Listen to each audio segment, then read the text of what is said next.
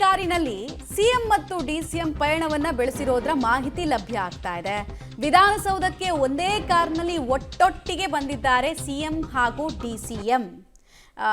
ಇವರದ್ದು ವರ್ತನೆಗಳೇ ಬಹಳಷ್ಟು ಸಲ ಬಹಳ ಗಮನ ಸೆಳೆಯುತ್ತೆ. ಈಗ ನೀವು ನೋಡ್ತಾ ಇದ್ದೀರಾ, ಸಿಎಂ ಸಿದ್ದರಾಮಯ್ಯ ಅವರು ಮುಂಭಾಗದ ಸೀಟ್ನಲ್ಲಿ ಕೂತಿದ್ದಾರೆ. ಅಧಿಕಾರ ಹಂಚಿಕೆ ವಿಚಾರದಲ್ಲೂ ಅವರು ರಾಜ್ಯದ ದೊರೆ. ಅವ್ರು ನೆಕ್ಸ್ಟ್ ಬರೋದೇ ಡಿಸಿಎಂ. ಸೊ ಹಿಂದೆ ಸೀಟ್ನಲ್ಲಿ ಇದ್ರು. ಡಿಸಿಎಂ ಡಿ ಕೆ ಶಿವಕುಮಾರ್ ಮುಂದೆ ಸೀಟ್ ಬಿಟ್ಕೊಡಿ ಅಂತ ಕಾಯ್ತಿದ್ದಾರೆ. ನೋಡಿ, ಇಬ್ರು ಒಟ್ಟಿಗೆ ಬಂದಿರೋದು. ರಾಜಕಾರಣದಲ್ಲಿ ಹೆಂಗೆ ಅಂತ ಹೇಳಿದ್ರೆ, ತೀರಾ ಎದುರಿಗೆ ಆಗಲಿಲ್ಲ ಅಂತ ಹೇಳಿದ್ರು ಕೂಡ ಒಟ್ಟೊಟ್ಟಿಗೆ ಕೈ ಹಿಡ್ಕೊಂಡು ಓಡಾಡುವಂತಹ ಸ್ಥಿತಿಗತಿಗಳನ್ನು ನಾವು ನೋಡಿದ್ದೀವಿ. ಬಟ್ ಇವರಿಬ್ಬರ ವಿಚಾರದಲ್ಲಿ ಕೆಲವೊಮ್ಮೆ ವೇದಿಕೆಯಲ್ಲಿ ಅಕ್ಕಪಕ್ಕ ಕೂತಿದ್ರು ಮಾತಾಡಲ್ಲ, ಮುಖನೂ ನೋಡಲ್ಲ. ಕೆಲವೊಮ್ಮೆ ಇಷ್ಟೆಲ್ಲ ಘರ್ಷಣೆಗಳಾಗ್ತಾ ಇದೆ ಅನ್ಬೇಕಾದ್ರೆ ಒಂದೇ ಕಾರಲ್ಲಿ ಬಂದು ಅಂಥದ್ದು ಏನಿಲ್ಲ ಅಂತ ಸುದ್ದಿಗಳಿಗೆ ತೆರೆ ಎಳೆಯುವ ಕೆಲಸವನ್ನು ಈ ಥರದ ವಿಡಿಯೋಗಳ ಮೂಲಕ ಮಾಡ್ತಾರೆ. ಒಂದು ಫೋಟೋ ಮತ್ತು ಈ ಥರದ ವಿಡಿಯೋಗಳು ನಾನಾ ವಿಚಾರಕ್ಕೆ ಪುಷ್ಟಿ ಕೊಡುತ್ತೆ. ಅಂದರೆ ಏನೂ ಹೇಳದೆ ಎಲ್ಲವನ್ನ ಹೇಳೋ ಪ್ರಯತ್ನ.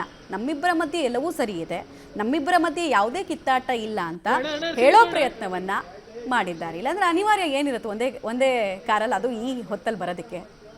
ರಾಜಕೀಯವನ್ನು ಭಾಳ ಗಂಭೀರವಾಗಿ ಫಾಲೋ ಮಾಡ್ಕೊಂಡು ಬಂದಿರೋರಿಗೆ ರಾಜಕಾರಣಿಗಳ ಪ್ರತಿ ನಡೆಯನ್ನು ತಕ್ಕ ಮಟ್ಟಿಗೆ ಡಿಕೋಡ್ ಮಾಡೋದಕ್ಕಾಗತ್ತೆ. ಸಿಎಂ ಮತ್ತು ಡಿಸಿಎಂ ಒಟ್ಟಿಗೆ ಒಂದೇ ಕಾರ್ನಲ್ಲಿ ಬರೋದ್ರ ಮೂಲಕ ಅವ್ರ ಜೊತೆಗೆ ಕಾನೂನು ಸಲಹೆಗಾರ, ಸಿಎಂರ ಕಾನೂನು ಸಲಹೆಗಾರ ಪೊನ್ನಣ್ಣ ಅವರಿರೋದನ್ನು ಕೂಡ ನೋಡ್ತಾ ಇದ್ದೀರಾ.